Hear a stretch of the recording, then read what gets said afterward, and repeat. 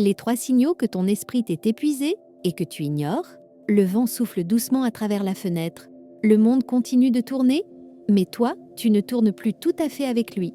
Tu avances mécaniquement, tu souris poliment. Et quand on te demande si ça va, tu dis oui, toujours oui. Mais quelque part, dans le silence de ton esprit, quelque chose s'effondre doucement, sans bruit, sans drame. Juste un épuisement discret, presque élégant. Celui qu'on ne voit pas, qu'on ne dit pas, qu'on cache sous la performance. Il y a 3 signaux que ton esprit t'envoie, 3 murmures que tu ignores peut-être. Le premier, c'est le vide derrière l'agitation. Tu fais 1000 choses sans plus savoir pourquoi. Tu remplis ton temps, ton espace, ton esprit, comme pour ne pas entendre ce qui se tait au fond. Tu confonds mouvement et vie, mais ton cœur, lui, ne suit plus.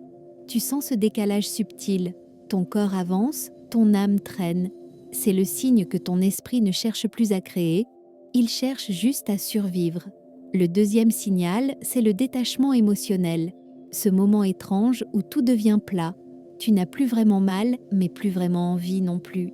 Les choses qui t'émouvaient te laissent indifférent. Tu t'étonnes d'être calme, alors qu'au fond, tu es juste vide. Ton esprit se protège.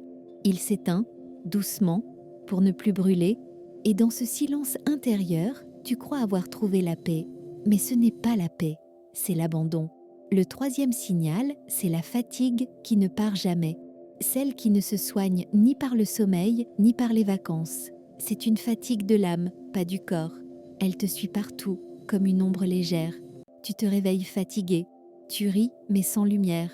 Et même quand tout semble aller bien, quelque chose en toi reste épuisé, parce que ton esprit crie en silence depuis trop longtemps.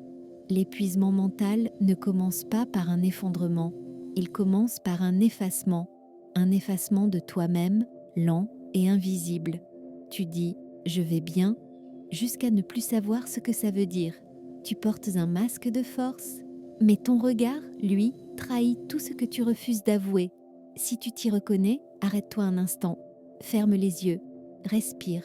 Ce n'est pas une faiblesse d'être fatigué, c'est le signe que tu as été fort trop longtemps. Ton esprit ne te demande pas de tout abandonner. Il te supplie de te retrouver, de réapprendre à te reposer sans culpabilité, de te souvenir que la valeur d'une vie ne se mesure pas à ce que tu accomplis, mais à la paix que tu ressens quand tout s'arrête. Alors écoute ce murmure.